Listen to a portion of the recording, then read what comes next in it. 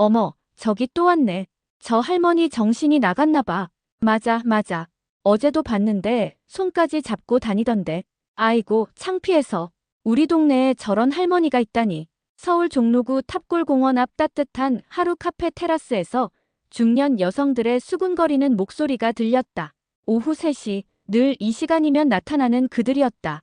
83세 박수님 할머니가 스물세 청년 이준호의 팔짱을 끼고 천천히 걸어오고 있었다. 할머니는 깔끔한 회색 가디건에 검은색 바지, 편한 운동화를 신고 있었다. 준호는 네이비 셔츠에 청바지 차림으로 할머니 보폭에 맞춰 느리게 걸었다. 할머니, 계단 조심하세요. 손잡이 꼭 잡으시고 천천히 올라오시고. 응, 고마워 준호야. 내 덕분에 할머니가 이렇게 밖에 나올 수 있구나. 준호가 할머니의 허리를 살짝 부축하며 계단을 오르도록 도왔다. 수님 할머니는 환한 미소를 지으며 고개를 끄덕였다. 두 사람의 자연스러운 모습이었지만 주변 사람들에게는 충격 그 자체였다. 저기 봐봐, 휴대폰으로 찍는 사람도 있어. 어머나, 진짜네. 이거 완전 화제 되겠는걸? 테이블에 앉은 주부들이 작은 목소리로 속삭였다. 실제로 몇 명이 스마트폰을 들어 몰래 사진을 찍고 있었다. 고객님, 주문하시겠어요? 카페 직원이 다가오자 준호가 정중히 답했다. 할머니, 뭐 드릴까요? 오늘은 따뜻한 걸로 하시죠. 그래, 쌀쌀해지니까 따뜻한 차가 좋겠다. 준호야 너는? 저는 아메리카노 한 잔이요. 할머니는 꿀차 주세요. 두 사람이 자리에 앉자 주변 시선이 더욱 집중됐다. 60년 나이차. 인터넷 커뮤니티에는 벌써 종로구 충격 커플이라는 제목의 글이 올라가고 있었다. 온라인 댓글창에는 이런 반응들이 쏟아졌다. 헐, 이게 뭔 상황이야? 그 할머니 재산 노리는 거 100% 요즘 젊은 남자들 정말 나이차 무려 60살이네. 하지만 두 사람은 아무 일 없다는 듯 조용히 차를 마시며 이야기를 나눴다. 할머니가 준비해온 작은 보온병에서 약을 꺼내 먹으려 하자 준호가 얼른 물을 따라 건넸다. 할머니, 혈압약은 꼭 챙겨 드세요. 그래, 고마워. 준호야, 너도 감기 조심하고. 이런 자연스러운 대화가 오가는 동안 테라스는 점점 더 많은 사람들의 관심을 끌었다. 누군가는 동영상까지 찍기 시작했다. 이튿날 오전 10시, 종로구 복지회관 2층 프로그램실은 평소보다 분위기가 어수선했다. 어르신들, 오늘 건강체조는 잠시 미루고 좀 이야기할 게 있어요. 복지사 김미영이 앞에 서자 할머니들이 웅성거렸다. 벽면 43인치 모니터에는 지역 케이블 방송 종로방송 뉴스가 나오고 있었다. 어제 탑골공원 인근에서 목격된 이 커플이 화제입니다. 뉴스 앵커의 목소리와 함께 화면에는 수님 할머니와 준호가 손잡고 걷는 모습이 선명하게 담겨 있었다.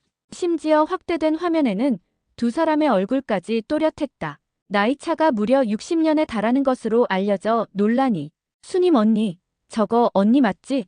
김영자 할머니가 벌떡 일어나며 소리쳤다. 그녀는 수님 할머니와 같은 아파트에 사는 78세로 복지관에서도 목소리가 큰 편이었다. 언니, 80 넘어서 뭐 하는 짓이야? 우리 동네 망신이잖아. 영자야, 좀 조용히 해. 사람들이 다 쳐다보잖아. 수님 할머니가 작은 목소리로 말했지만 이미 프로그램실 안은 소란스러워졌다. 조용히 하긴 뭘 조용히 해. 텔레비전에까지 나왔는데. 이때 복지사 김미영이 끼어들었다. 어르신들, 일단 진정하시고요. 수님 할머니, 혹시 설명 좀 해주실 수 있나요? 여러분, 오해예요. 준호는 정말 좋은 아이라고요. 저를 많이 도와주는 좋은 아이. 60살 차이 나는 할머니한테 뭘 바라겠어. 70세 이순자 할머니가 냉소적으로 말했다. 유산 아니면 뭐야? 요즘 젊은 애들이 그런 꿍꿍이로 노인들한테 접근한다며. 맞아. 우리 아들이 그런 기사 보여줬어. 보이스피싱도 그렇고 젊은 남자가 혼자 사는 할머니들 꼬드긴다고. 할머니들의 목소리가 점점 커졌다. 그때 복지관 사무실에서 주임 최정호가 허겁지겁 들어왔다. 어르신들, 죄송한데요. 방금 구청에서 전화 왔어요. 그의 얼굴이 심각했다. 온라인에 올라간 영상 때문에 민원이 계속 들어오고 있다네요. 복지관 이용자 관리를 제대로 하냐고. 최 주임이 복지관 로비 천장을 가리켰다. 거기에는 도명 보안 카메라 2개가 설치되어 있었다. 구청에서 보안 카메라 영상도 확인해달라고 하고요. 혹시 부적절한 행동이나 문제되는 접촉이 있었나 파악하자고. 보안 카메라요? 우리가 무슨 범죄자예요? 수님 할머니의 목소리가 떨렸다. 아니에요, 어르신. 그게 아니라 민원이 워낙 많이 와서 절차상 확인만. 최 주임도 난처해했다. 실제로는 복지관 이용자들을 보호하기 위한 조치였지만 할머니들에게는 감시당하는 기분일 수밖에 없었다. 수님 언니, 이제 좀 정신 차려. 우리까지 피해보잖아. 김영자가 다시 나섰다. 복지관에서 우리 쫓아낼 수도 있어. 그러면 매주 오던 건강체조, 노래교실 다 못하게 되는 거야. 다른 할머니들도 고개를 끄덕였다. 이들에게 복지관은 단순한 시설이 아니었다. 주 3회 건강체조, 주 2회 노래교실, 월 1회 생일잔치까지 외로운 노년의 유일한 사교 공간이었다. 그날 오후 수님 할머니는 집으로 돌아오자마자 현관 신발장에 주저앉았다. 휴대폰이 계속 울렸다. 여보세요? 엄마, 큰일 났어요. 큰아들 박민수의 다급한 목소리였다. 그는 대기업 홍보 마케팅팀 과장으로 일하고 있었다. 회사에서 다들 아는데요. 인터넷에 사진까지 떴다며요. 우리 창피해서 어디 얼굴 들고 다녀요. 민수야, 엄마 말 좀 들어봐. 그 아이는 정말 들을 것도 없어요. 직장 동료들이 다 비웃고 있어요. 과장님, 어머니 화제의 그분이시네요. 이러면서 말이에요. 민수의 목소리에는 분노가 가득했다. 오늘 부장님까지 저 부르시더니 가족 관리 좀 하라고 하시던데요. 승진 평가에도 영향 줄 것 같은데 어떻게 할 거예요? 아들아, 엄마가 그런 뜻이 아니야. 그 아이가 정말 착해서. 착하면 뭐해요? 당장 연락 끊으세요. 안 그러면 요양원 알아보겠어요. 혼자 사시면 이런 일이 생긴다고요. 전화가 뚝 끊어졌다. 수님 할머니는 휴대폰을 내려놓고 한숨을 깊게 쉬었다. 거실 탁자 위에는 70년 전 흑백 사진이 액자에 담겨 놓여 있었다. 곧이어 둘째 딸 민정에게서도 문자가 왔다. 엄마, 아이들이 학교에서 놀림당해요. 애들이 너네 할머니 젊은 남자친구 있다며. 이럽니다. 선생님들도 다 알고 있어요. 제발 그만하시면 안 될까요? 아이들이 너무 힘들어해요. 스마트폰 화면을 보는 수님 할머니의 손이 떨렸다. 사흘이 지났지만 수님 할머니는 집 밖으로 나오지 않았다. 할머니, 저 준호예요. 문 좀 열어주세요. 아파트 현관문을 두드리는 소리가 복도에 울렸다. 준호는 어제도 오늘도 같은 시간에 와서 1시간씩 기다렸지만 할머니는 나오지 않았다. 할머니, 괜찮으신가요? 몸 아프신 건 아니죠? 대답만 해주세요. 집 안에서 수님 할머니는 방문에 등을 기댄 채 눈물을 참고 있었다. 준호의 간절한 목소리가 들렸지만 문을 열 수가 없었다. 어제 셋째 아들 민호에게서 온 전화가 계속 머릿속을 맴돌았다. 엄마, 제가 공무원 시험 준비하고 있는 거 아시죠? 이번에 종로구청 사회복지직에 지원했는데 면접에서 불이익 받을까봐 걱정이에요. 담당자들이 다 아실 텐데 엄마가 그 외국인하고 다닌다는 거 말이에요. 준호는 결국 포기하고 돌아갔지만 1층 로비에서 경비 아저씨를 만났다. 젊은이, 자꾸 올라가지 마. 아저씨, 할머니가. 나도 사정은 들었어. 그런데 입주민들이 민원 넣었어. 경비실로도 전화와. 이상한 남자가 왜 자꾸 올라가냐고. 경비 아저씨 김철수는 60대 후반으로 이 아파트에서 10년째 일하고 있었다. 단지 내 보안 카메라에도 다 찍히고 있고 관리소에서도 신경 쓰고 있어. 미안하지만 자제해줬으면 좋겠어. 할머니가 아프실 수도 있는데요. 그럼 복지관으로 연락해봐. 여기서는 어쩔 수 없어. 한편 복지관에서도 연락이 왔다. 수님 할머니, 최정호 주임이에요. 어르신, 죄송한 말씀이지만 당분간 프로그램 참여를 자제해 주셨으면 해요. 전화 너머 최 주임의 목소리도 조심스러웠다. 다른 어르신들 민원이 너무 많아서요. 그 할머니가 나오면 우리는 안 온다 이렇게 말씀하시는 분들이 계세요. 주임님, 제가 뭘 잘못했나요? 잘못하신 건 없어요. 하지만 복지관도 어르신들이 편안하게 이용할 수 있어야 하잖아요. 조금만 시간이 지나면 괜찮아질 거예요. 전화를 끄는 수님 할머니는 거실 소파에 털썩 주저앉았다. 텔레비전에서는 평소 즐겨보던 오후 드라마가 나오고 있었지만 내용이 하나도 귀에 들어오지 않았다. 냉장고에서 꺼낸 김치찌개는 이미 사흘째 데워 먹고 있는 것이었다. 식욕도 없고 잠도 제대로 오지 않았다. 평소 즐겨 듣던 트로트 음악도 시끄럽게만 느껴졌다. 준호 역시 마찬가지였다. 아르바이트하던 편의점 24 종각점에서 점장 이성민이 그를 불렀다. 준호야, 미안한 이야기인데. 네, 사장님. 요즘 손님들 반응이 좀. 너 때문에 안 온다는 사람들이 있어. 40대 중반의 이 점장은 준호를 아끼는 편이었다. 성실하고 친절해서 손님들 평가도 좋았는데 최근 며칠 사이 분위기가 달라졌다. 할머니랑 사귀는 애라고 소문이 났나 봐. 어제도 단골 아줌마가 젊은 애가 할머니 재산 노린다며 그런 애가 여기서 일해? 라고 하더라고. 사장님, 그건 오해예요. 저희는 오해든 뭐든 장사가 안 되면 나도 어쩔 수 없어. 이해해줘, 준호야. 그럼 언제까지? 글쎄, 소문이 잠잠해질 때까지는 한 일주일, 2주일? 나도 정확히는 모르겠어. 하루 만에 일자리와 생활비를 잃은 준호는 원룸으로 돌아와 침대에 누워 있었다. 휴대폰에는 수님 할머니에게 보낸 20개가 넘는 메시지가 읽음 표시 없이 그대로 남아 있었다. 할머니, 저 준호예요. 괜찮으세요? 혹시 아프신 건 아니죠? 걱정됩니다. 할머니, 답장만이라도 해주세요. 제가 뭔가 잘못한 게 있나요? 대학교에서도 마찬가지였다. 같은 과 동기들이 수근거렸다. 야, 준호 어디 갔지? 몰라. 할머니 만나러 갔나? 진짜 충격적이야. 할머니가 80 넘었다며. 내 할머니 뻘이네. 상상도 못하겠어. 강의실에서 뒤에 앉은 학생들의 속삭임이 들렸다. 준호는 교수님 말씀에 집중하려 했지만 자꾸만 신경이 쓰였다. 휴대폰을 확인해봐도 할머니의 답장은 여전히 없었다. 걱정이 점점 커졌다. 그날 밤 수님 할머니는 잠을 이루지 못하고 있었다. 약장에서 혈압약을 꺼내려다가 준호가 해준 말이 떠올랐다. 할머니, 혈압약은 꼭 챙겨 드세요. 그런 따뜻한 아이를 왜 사람들은 나쁘게만 보는 걸까? 수님 할머니는 탁자 위 흑백 사진을 바라보며 중얼거렸다. 존 아저씨, 할머니가 뭘 잘못한 걸까요? 사흘째 되던 날 오전, 수님 할머니 아파트 앞에 검은색 그랜저 한 대가 조용히 멈춰섰다. 차에서 내린 사람은 깔끔한 네이비 정장을 입은 50대 중년 남성이었다. 박동진, 종로구청 복지정책과 과장이었다. 그는 서류 가방과 함께 두꺼운 파일을 들고 아파트 입구로 향했다. 실례합니다. 박수님 어르신 계신가요? 인터폰에 대고 정중하게 말했다. 종로구청 복지정책과 박동진 과장입니다. 잠시 뵙고 싶어서 왔는데요.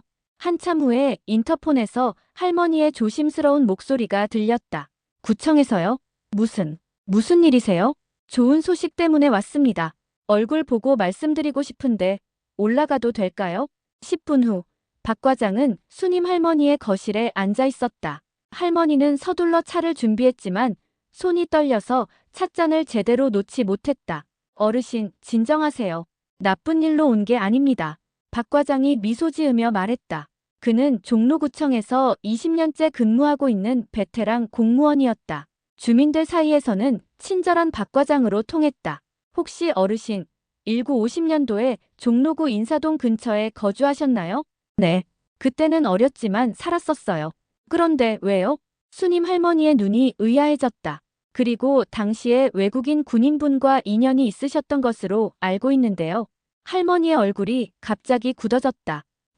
그건 어떻게? 박 과장이 서류 가방에서 두꺼운 파일을 꺼냈다. 파일 표지에는 한국전쟁 민간구조활동 기록 존 바커 상병이라고 적혀 있었다. 이 서류들은 주한미 군사령부에서 오랫동안 보관하던 자료입니다. 작년에 한국 정부로 이관된 것들이에요. 파일을 열자 1950년대에 촬영된 흑백 사진들이 나왔다. 그중 한 장에는 군복을 입은 젊은 서양인과 어린 소녀가 함께 서 있는 모습이 담겨 있었다. 사진을 보는 순간 수님 할머니는 숨을 깊이 들이마셨다. 이게 제가 어릴 때. 맞습니다. 존 바커 상병이 1950년 7월 14일 인사동 인근에서 폭격으로 부상당한 민간인 가족을 구조한 기록이에요. 박 과장이 다른 문서를 보여주었다. 타이핑된 보고서였다. 여기 보시면 박수님 7살이라고 되어 있어요. 어르신 성함과 당시 나이가 정확히 일치합니다. 할머니가 문서를 들여다보자 눈에서 눈물이 맺혔다. 존 아저씨, 정말 존 아저씨구나. 그런데 어르신, 최근에 이준호라는 청년분과 자주 만나고 계시죠? 네. 그런데 그게 왜? 박 과장이 미소를 지었다. 그 청년이 존 바커 상병의 친손자입니다. 수님 할머니가 눈을 크게 떴다. 뭐라고요? 저희가 직접 확인했어요. 이준호 씨의 할아버지가 바로 존 바커입니다. 이것 보세요. 박 과장이 또 다른 서류를 꺼냈다. 가족관계 증명서와 출생신고서, 그리고 존 바커의 군인신분증 사본이었다. 존 바커는 전쟁이 끝난 후 미국으로 돌아가서 결혼했어요. 아들을 낳았고 그 아들이 이준호 씨의 아버지입니다. 그럼 준호가 정말, 네, 존 바커의 친손자가 맞습니다. 그리고 이것도 보세요. 박 과장이 마지막 서류를 내밀었다. 손글씨로 쓰인 편지였다. 이건 존 바커가 1998년에 쓴 편지예요. 한국의 그 어린 소녀가 어떻게 지내는지 궁금하다는 내용입니다. 편지를 읽던 할머니는 더 이상 눈물을 참을 수 없었다. 70년 동안 존 아저씨가 저를 기억해 주셨다는 거예요? 그렇습니다. 그리고 이준호 씨는 할아버지의 유언을 받고 한국에 왔어요. 어르신을 찾기 위해서요. 박 과장이 차분하게 설명했다. 존 바커는 2019년에 돌아가셨는데 임종 전에 손자에게 부탁했대요. 한국에 가서 자신이 구해준 그 어린 소녀가 잘 살고 있는지 확인해 달라고요. 그래서 준호가, 네, 할아버지를 대신해서 어르신을 돌보고 있는 거예요. 연인이나 그런 관계가 아니라 70년 전 은혜를 갚으러 온 거죠. 수님 할머니는 박 과장이 건넨 휴지로 눈물을 닦았다. 그런데 과장님은 이걸 어떻게 알게 되셨어요? 사실 민원 때문에 조사하다가 알게 된 거예요. 처음에는 저희도 의아했거든요. 그런데 이준호 씨가 구청에 직접 와서 모든 자료를 보여주며 설명했어요. 준호가 구청에, 네, 자신과 어르신의 관계에 대한 오해를 풀고 싶다고 모든 증거 자료를 제출하겠다고 했어요. 박 과장이 마지막 봉투를 꺼냈다. 이건 이준호 씨가 가져온 것들이에요. 봉투 안에는 존 바커의 일기장과 한국에서 찍은 사진들, 그리고 손자에게 남긴 편지가 들어있었다. 수님 할머니가 일기장을 펼치자 어설픈 한국어로 쓰인 글씨가 나타났다. 수님이 잘 살고 있을까? 그 아이가 행복하기를 매일 기도한다. 한국 음식이 그립다. 수님이 어머니가 해주신 김치찌개. 언젠가 다시 한국에 가서 수님이를 만날 수 있을까? 할머니는 일기를 읽으며 계속 울었다. 70년간 자신을 잊지 않고 그리워해준 그 마음이 고마웠다. 과장님, 그럼 이제 어떻게 되는 거예요? 일단 사실이 밝혀졌으니까 오해는 풀릴 거예요. 그리고 저희 구청에서도 이 이야기를 공식적으로 알리려고 해요. 박 과장이 일어서며 명함을 건넸다. 혹시 필요한 일 있으시면 언제든지 연락 주세요. 그리고 이준호 씨에게도 연락드리겠습니다. 수님 할머니는 마침내 휴대폰을 꺼내 준호에게 전화를 걸었다. 여보세요? 준호야. 할머니 맞으세요? 그동안 얼마나 걱정했는지 몰라요. 미안해, 준호야. 할머니가 너무 겁이 났었어. 할머니, 이제 모든 게 해결될 거예요. 구청 과장님이 연락하셨죠? 응, 방금 가셨어. 준호야, 너 할아버지 이야기 정말이지? 네, 할머니. 다 진짜예요. 제가 할아버지 대신 찾아온 거예요. 두 사람은 전화기 양끝에서 함께 울었다. 하지만 진실이 밝혀지자 오히려 더 큰 혼란이 일었다. 뭐, 할아버지 손자라고? 그게 더 이상하잖아. 수님 할머니의 큰아들 민수가 회사 휴게실에서 동료들과 커피를 마시며 화를 냈다. 마케팅팀 대리 김종현이 관심 있게 물었다. 과장님, 그럼 진짜 연인 사이가 아니라는 거예요? 그렇다는데. 하지만 더 복잡해진 것 같아요. 민수는 이마를 짚었다. 48세의 그는 대기업에서 15년째 일하고 있었다. 내년 차장 승진을 앞두고 있는 상황에서 이런 일이 터진 것이다. 어제 부장님이 따로 부르시더니 가정사가 복잡한 직원은 해외 출장 보내기 곤란하다고 하시더라고요. 아, 그럼 싱가포르 프로젝트에서 빠지시는 건가요? 그럴 수도 있어요. 이번 프로젝트 성과가 승진에 큰 영향 줄 텐데. 민수는 핸드폰으로 어머니에게 급하게 전화를 걸었다. 엄마, 제발 좀 해결해 주세요. 회사에서 저까지 이상하게 보고 있어요. 한편 둘째 딸 민정은 더욱 힘든 상황이었다. 그녀가 근무하는 서울 종로초등학교에서는 학부모들 사이에 소문이 퍼졌다. 민정 선생님, 어머니 말이야. 아, 그 할머니. 진짜 충격이었어. 우리 애가 그러는데 선생님 할머니 남자친구 있다고. 학부모 대표 박현숙이 민정을 따로 불렀다. 선생님, 죄송한 말씀이지만 좀 조심스러운 상황이에요. 무슨 말씀이신지. 학부모들이 수근거려요. 어머니 일로 선생님 수업에 집중 못하신다고, 애들한테도 영향 준다고. 민정은 얼굴이 빨갛게 달아올랐다. 그건 오해입니다. 제 개인사와 수업은 별개예요. 물론 그렇겠죠. 하지만 학부모들 인식이 그렇다는 거예요. 특히 일부 학부모는 담임 교체까지 거론하고 있어요. 그날 저녁 민정은 셋째 남동생 민호에게 전화를 걸었다. 민호야, 우리 어떻게 할까? 엄마 때문에 내가 학교에서 완전 곤란해졌어.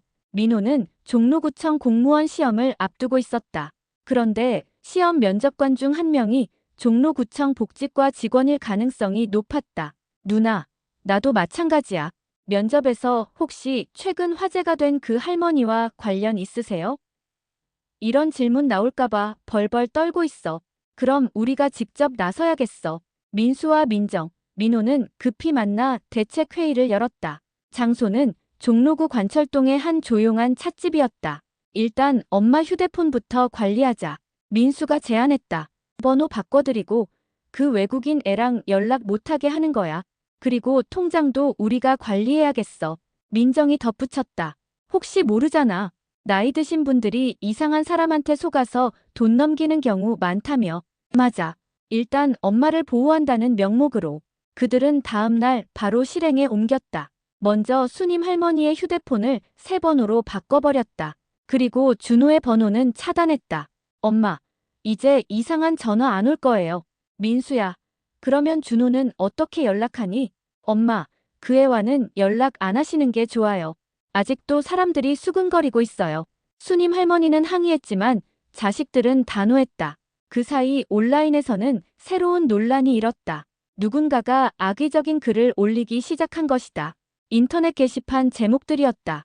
종로구 할머니, 외국인에게 재산 넘겨주려는 충격적인 계획 미군 후손, 믿을 수 있나? 또 다른 사기극 아닐까? 80대 할머니 꼬드기는 새로운 수법 등장. 댓글에는 온갖 추측과 비난이 쏟아졌다.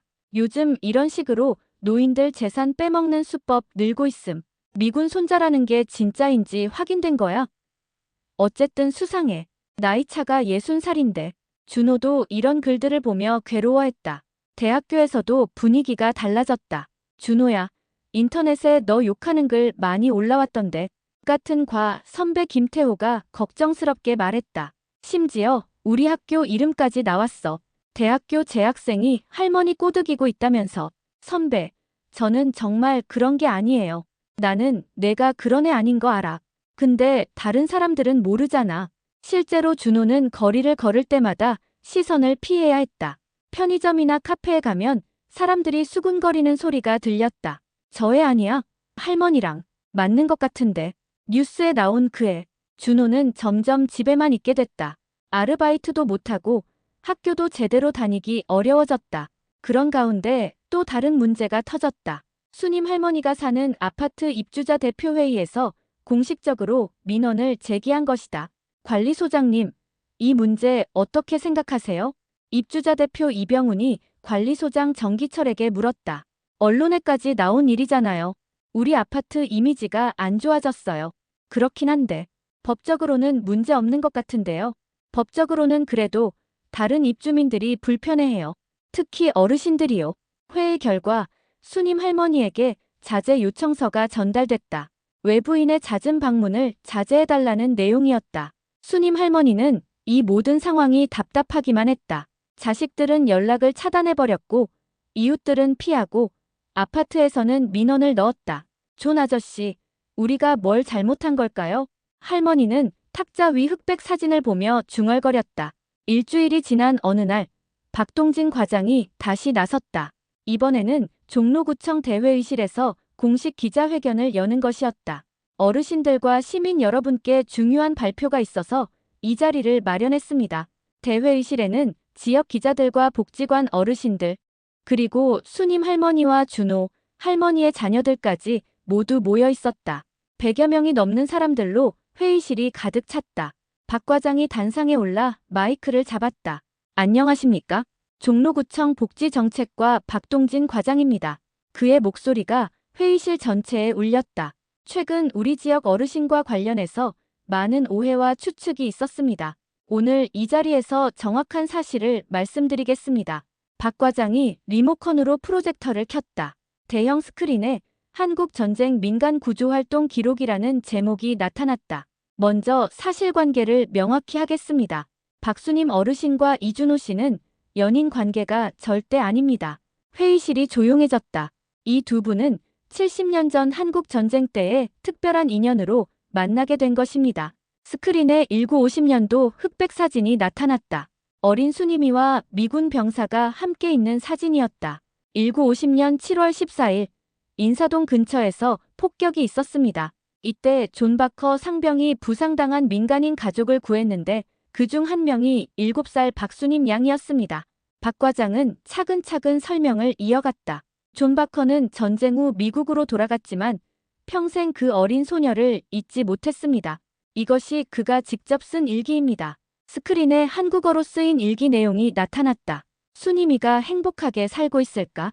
한국 음식이 그립다. 수님이 어머니가 해주신 김치찌개. 그리고 2019년 존 바커가 임종을 앞두고 손자 이준호에게 마지막 부탁을 했습니다. 화면이 바뀌며 이준호가 가져온 편지가 나타났다. 한국에 가서 수님이를 찾아라. 내가 구해준 그 아이가 잘 살고 있는지 확인하고 도움이 필요하면 도와줘라. 회의실 곳곳에서 작은 탄성이 나왔다. 이준호 씨는 할아버지의 유언에 따라 작년 한국에 왔습니다. 그리고 우여곡절 끝에 박수님 어르신을 찾아낸 것입니다. 박 과장이 더 많은 자료를 보여줬다. 가족관계 증명서, 출생신고서, 군인신분증, 그리고 주한미군 사령부의 공식 확인서까지 모든 자료가 정부 기관을 통해 검증됐습니다. 이준호 씨는 분명히 존 바커의 친손자가 맞습니다. 이때 수님 할머니가 떨리는 목소리로 일어났다. 제가 직접 말씀드리겠습니다. 박 과장이 마이크를 건네주자 할머니는 천천히 입을 열었다. 여러분, 저는 7살 때 폭탄이 떨어지는 것을 봤어요. 할머니의 목소리가 회의실에 조용히 퍼졌다. 어머니가 다치시고 제가 동생들을 업고 피난 가야 했는데 너무 무서웠어요. 눈물이 글썽거렸지만 할머니는 계속 말했다. 그때 존 아저씨가 나타났어요.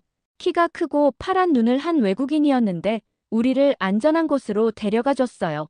존 아저씨가 마지막에 제게 말했어요. 수님아, 언젠가 내가 다른 사람을 도울 때가 올 거야. 그때 나를 기억해달라고요. 할머니가 준호를 바라봤다. 70년이 지나서 존 아저씨의 손자가 찾아왔어요. 할아버지를 대신해서 저를 돌봐주겠다고. 회의실이 숙연해졌다. 준호는 제게 하늘이 보내준 천사예요. 존 아저씨가 70년 전에 저를 구해주셨듯이 이제 준호가 할아버지 대신 외로운 할머니를 돌봐주고 있어요. 복지관에서 온 김영자 할머니가 먼저 일어났다. 수님 언니, 우리가 오해했구나. 정말 미안해. 하나둘 어르신들이 고개를 끄덕였다. 이때 준호도 일어섰다. 안녕하세요. 저는 이준호입니다. 그의 한국어는 여전히 어색했지만 진심이 담겨 있었다. 저는 할아버지의 마지막 소원을 지키기 위해 한국에 왔습니다. 할아버지가 평생 마음에 품고 있던 그 어린 소녀, 수님 할머니를 찾기 위해서요. 할아버지는 늘 말씀하셨어요. 한국에서 만난 그 작은 소녀가 내 인생을 바꿨다. 그 아이 덕분에 삶의 의미를 알게 됐다고. 준호의 눈에도 눈물이 맺혔다. 할아버지는 돌아가시면서 저에게 부탁하셨어요. 내가 나를 대신해서 그 아이를 찾아 도와줘라. 그것이 내 마지막 소원이다라고. 저는 단순히 할아버지의 유언을 지키고 있을 뿐입니다. 할머니를 사랑한다거나 뭔가 바라는 게 있어서가 아니에요. 회의실에서 박수 소리가 터져 나왔다. 수님 할머니의 큰아들 민수가 조심스럽게 일어났다. 엄마, 그리고 준호 씨, 제가 너무 성급했네요. 정말 죄송합니다. 그의 목소리에는 진심 어린 사과가 담겨 있었다. 회사 일에만 신경 쓰느라 엄마 마음을 헤아리지 못했어요. 미안해요, 엄마. 둘째 딸 민정도 고개를 숙였다. 엄마, 저도 미안해요. 학교 일만 생각하고 엄마가 얼마나 외로우셨는지 몰랐어요. 셋째 민호까지 일어나서 사과했다. 엄마, 시험 핑계로 엄마를 이해하려고 하지 않았어요. 용서해주세요. 박 과장이 마지막으로 마이크를 잡았다. 구청에서는 이번 일을 계기로 한국 전쟁 관련 역사 자료를 정리하는 대형 프로젝트를 시작하려고 합니다.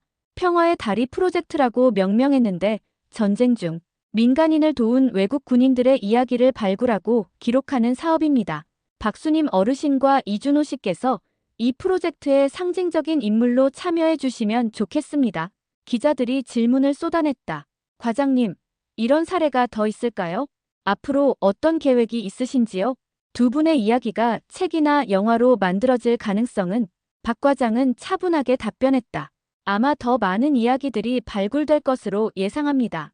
전쟁의 상처를 치유하고 평화의 메시지를 전하는 소중한 기회가 될 것입니다. 기자회견이 끝나자 수님 할머니와 준호는 오랜만에 포옹했다. 할머니, 이제 모든 게 괜찮아질 거예요. 응, 준호야. 존 할아버지가 보고 계실 거야.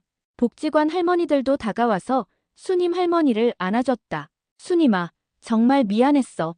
우리가 너무 성급했구나. 괜찮아, 영자야. 다 이해해. 그날 저녁 뉴스에서는 이 이야기가 톱뉴스로 다뤄졌다. 온라인 댓글도 완전히 바뀌었다. 진짜 감동적이다. 할아버지의 유언을 지키려는 손자, 이런 게 진정한 사랑 아닐까? 나이 초월한 가족에 우리가 너무 성급하게 판단했네. 반성한다. 한 달 후 종로구청 브리핑룸에서 박동진 과장이 공식 발표를 했다. 종로구에서는 평화의 다리 프로젝트를 본격 시작합니다. 기자들과 관계자들이 가득한 브리핑룸에서 박 과장이 발표 자료를 펼쳤다. 이 프로젝트의 총 사업비는 12억 원입니다. 국비 5억, 시비 3억, 구비 4억으로 구성되어 있고 향후 3년간 진행될 예정입니다. 주요 내용은 한국 전쟁 당시 민간인 구조에 참여한 외국 군인들의 이야기를 발굴하고 기록하는 것입니다. 박 과장이 첫 번째 슬라이드를 넘겼다. 박수님 어르신께서는 이 프로젝트의 명예자문위원으로 참여하시게 됩니다. 월 자문료는 200만 원이며 3년간 총 7,200만 원을 지급받으시게 됩니다. 수님 할머니는 놀란 표정이었다.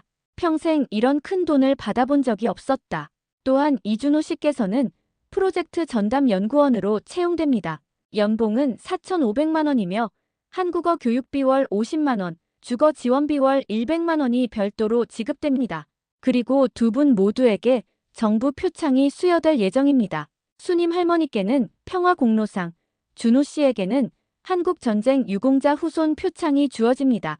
박 과장이 계속해서 발표했다. 마지막으로 이분들의 이야기를 바탕으로 한 다큐멘터리와 도서 출간이 확정되었습니다. 다큐멘터리는 한국방송공사에서 제작하며 제작비는 8억 원입니다. 이 중 10%인 8천만 원이 두 분께 저작권료로 지급됩니다. 도서는 대형 출판사에서 출간 예정이며 인쇄는 두 분이 반반씩 나누시게 됩니다. 기자들이 박수를 쳤다. 수님 할머니는 눈물을 글썽이며 준호의 손을 잡았다. 준호야, 존 할아버지가 이 모든 걸 다 계획하신 것 같아. 맞아요, 할머니. 할아버지가 하늘에서 도와주고 계신 것 같아요. 박 과장이 추가로 발표했다. 그리고 종로구에서는 두 분의 이야기를 기리기 위해 인사동 근처에 작은 기념 공간을 조성할 예정입니다. 평화의 기업관이라는 이름으로 내년 5월 개관 예정입니다. 건립비는 20억 원이 투입되며 이곳에서 두 분이 직접 방문객들에게 이야기를 들려주실 수 있습니다. 수님 할머니의 자녀들도 자리에 참석했다. 민수가 대표로 인사말을 했다. 어머니와 준호 씨, 그리고 구청 관계자분들께 감사드립니다. 저희 가족이 너무 성급하게 판단했던 것을 반성합니다. 앞으로는 어머니의 뜻을 존중하고 준호 씨를 가족처럼 받아들이겠습니다. 민정과 민호도 고개를 숙여 인사했다. 발표가 끝난 후 기자들이 인터뷰 요청을 쏟아냈다. 할머니, 소감 한 말씀 해주세요. 수님 할머니가 마이크를 잡았다. 너무 감사해요. 7살 때 받은 은혜를 이제 83살이 되어서 갚게 되다니. 준호야, 내 할아버지가 정말 위대한 분이었구나. 70년 동안 저를 잊지 않고 기억해 주시고 손자까지 보내주시고. 할머니는 더 이상 말을 잇지 못하고 울었다. 준호도 인터뷰에 응했다. 할아버지께서 가장 좋아하실 것 같아요. 평생의 소원이 이렇게 아름답게 이뤄져서요. 앞으로 더 많은 할아버지, 할머니들을 도우면서 할아버지의 뜻을 이어가겠습니다. 그날 저녁, 수님 할머니와 준호는 오랜만에 탑골공원 앞 카페에 나갔다. 이번에는 사람들의 시선이 따뜻했다. 어머, 저분이 그 할머니시네. 정말 감동적인 이야기였어. 젊은 분도 참 대단하시네. 할아버지 유언을 지키려고 한국까지 오시고 카페 사장이 직접 차를 서비스로 내어줬다. 어르신, 정말 멋진 이야기예요. 저희 가게에 자주 오세요. 할머니와 준호는 마주보며 미소 지었다. 준호야, 이제 정말 모든 게 괜찮아진 것 같아. 네, 할머니. 이제 시작이에요. 1년 후, 인사동의 평화의 기업관이 문을 열었다. 개관식에는 정부 관계자, 시민들, 언론사까지 200여 명이 모였다. 건물은 그리 크지 않았지만 현대적이고 세련된 디자인이었다. 할머니, 정말 멋지네요. 준호가 기념관을 둘러보며 감탄했다. 1층에는 전시실이, 2층에는 작은 카페와 체험 공간이 있었다. 그래, 존 할아버지도 좋아하실 거야. 전시실 중앙에는 대형 디스플레이가 설치되어 있고 거기에는 수님 할머니와 준호의 이야기가 영상으로 재생되고 있었다. 벽면에는 존 바커의 사진과 편지, 그리고 당시 상황을 보여주는 다양한 자료들이 전시되어 있었다. 할머니, 방문자가 정말 많이 오시네요. 준호가 방문자 명단을 확인하며 말했다. 개관 첫 주에만 1000명이 넘는 사람들이 다녀갔다. 오늘도 초등학생들 견학 온다며? 네, 종로초등학교 5학년들이요. 민정 선생님이 직접 인솔해서 오신대요. 수님 할머니의 딸 민정은 이제 이 기념관의 교육 프로그램을 담당하고 있었다. 아이들에게 평화와 용서의 메시지를 전하는 일이었다. 기념관에는 매일 다양한 사람들이 찾아왔다. 노인들, 학생들, 외국인 관광객들까지. 특히 한국 전쟁과 관련된 이야기에 관심 있는 사람들이 많았다. 할아버지, 이거 진짜 이야기예요? 어린 관람객이 할머니에게 질문했다. 그럼 진짜야. 할머니가 7살 때 실제로 일어난 일이란다. 우와, 신기해요. 영화 같아요. 영화보다 더 멋진 거야. 진짜니까. 방명록에는 매일 감동의 메시지들이 적렸다. 진짜 사랑이 뭔지 알게 되었습니다. 김 씨 나이는 정말 숫자에 불과하네요. 이 씨 할머니와 준호 씨 같은 관계가 더 많아졌으면 좋겠어요. 박 씨 우리 할아버지도 전쟁 때 외국인한테 도움받았다고 하셨는데 찾아볼 수 있을까요? 최 씨. 마지막 메시지를 본 수님 할머니는 준호에게 말했다. 준호야, 우리 같은 이야기가 더 많이 있을 것 같지 않니? 맞아요, 할머니. 박 과장님이 그러시더니 비슷한 사례들이 계속 접수되고 있다고 하셨어요. 실제로 평화의 다리 프로젝트가 시작된 후 전국에서 한국 전쟁 관련 사연들이 쏟아졌다. 외국 군인에게 도움받은 이야기, 반대로 한국인이 외국인을 도운 이야기 등등. 어느 날 저녁, 기념관 관람이 끝난 후 수님 할머니와 준호는 2층 카페에서 차를 마시고 있었다. 창밖으로는 인사동의 야경이 보였다. 준호야, 할머니가 너에게 줄 게 하나 있어. 할머니가 작은 나무 상자를 테이블 위에 올려놓았다. 뭐예요, 할머니? 상자를 열자 그 안에는 낡은 편지와 작은 모래시계가 들어있었다. 이건 존 할아버지가 70년 전에 내게 준 거야. 할머니가 모래시계를 들어보였다. 나무로 만든 작은 모래시계였는데 시간이 많이 흘러서 나무 색깔이 바래져 있었다. 존 할아버지가 마지막에 이걸 주시면서 말씀하셨어. 수님아, 이 시계를 보면 나를 생각해달라. 시간은 흘러도 마음은 변하지 않는다고. 준호가 조심스럽게 모래시계를 들여다봤다. 70년이 지났지만 여전히 모래가 천천히 흘러내리고 있었다. 와, 아직도 작동해요. 그럼 존 할아버지 마음이 담겨 있으니까 이제 이걸 내가 가져야 할 것 같아. 할머니, 이런 소중한 걸 제가 받을 수 없어요. 받아야 해. 존 할아버지가 원하실 거야. 그리고 할머니가 잠시 말을 멈췄다. 준호야, 할머니가 너에게 부탁이 하나 있어. 뭐든 말씀하세요. 언젠가 할머니가 없어도 이 기념관을 계속 지켜줘. 그리고 우리 같은 이야기가 또 생기면 도와줘. 준호의 눈에 눈물이 맺혔다. 할머니, 그런 말씀하지 마세요. 아니야, 자연스러운 일이야. 할머니가 83인데 언제까지 있겠어. 하지만 우리가 시작한 이 일은 계속되어야 해. 할머니가 준호의 손을 잡았다. 받은 사랑은 반드시 다른 사람에게 나눠줘야 해. 존 할아버지가 나에게 그랬듯이 내가 너에게 그랬듯이 이제 너도 다른 사람에게 그렇게 해줘야 해. 약속드릴게요, 할머니. 제가 평생 지킬게요. 그리고 너도 언젠가는 가족을 만들 거야. 그때 이 이야기를 들려줘. 사랑이 어떤 건지, 진정한 가족이 어떤 건지. 기념관 창문 너머로 석양이 지고 있었다. 인사동 거리에는 여전히 많은 사람들이 오가고 있었다. 70년을 건너온 사랑이 새로운 세대로 이어지는 아름다운 저녁이었다. 벽에 걸린 명패에는 이런 글귀가 새겨져 있었다. 사랑은 시간을 초월한다. 세대를 이어간다. 그리고 언제나 새로운 기적을 만들어낸다. 그로부터 6개월 후 수님 할머니는 평온하게 잠들었다. 준호가 손을 잡고 있는 가운데 미소를 지으며 세상을 떠났다. 마지막 말은 존 아저씨, 기다렸어요였다. 장례식에는 수백 명의 사람들이 몰렸다. 기념관을 통해 할머니를 알게 된 사람들, 복지관 어르신들, 정부 관계자들까지 모두가 할머니의 마지막 길을 배웅했다. 준호는 할머니의 유언에 따라 기념관을 계속 운영했다. 그리고 매년 할머니 기일에는 특별 추모 행사를 열었다. 현재 평화의 기억관은 연간 방문객 수 2만 명을 넘어서는 종로구의 대표적인 명소가 되었다.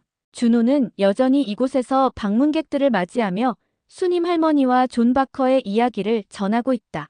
그는 한국에 온 지 3년이 지나면서 유창한 한국어로 이야기를 들려줄 수 있게 되었다. 특히 아이들에게 인기가 많았다. 준호 아저씨, 할아버지는 왜 할머니를 잊지 못하셨어요? 글쎄, 할아버지가 그러셨어. 수님 할머니를 구하면서 진정한 사랑이 무엇인지 알게 됐다고. 나이나 국적, 언어가 중요한 게 아니라 한 사람을 위해 기꺼이 자신을 내어주는 마음이 바로 사랑이라고. 어느 날 기념관에 특별한 손님이 찾아왔다. 70대 할아버지와 20대 손녀가 함께 온 것이었다. 혹시 우리 할아버지 이야기도 찾아주실 수 있나요? 손녀가 조심스럽게 물었다. 할아버지가 전쟁 때 미군한테 도움받으셨다고 하시는데 그분을 찾고 싶어 하세요. 준호의 눈이 반짝였다. 물론이죠. 저희가 도와드릴게요. 이렇게 해서 두 번째, 세 번째 이야기들이 발굴되기 시작했다.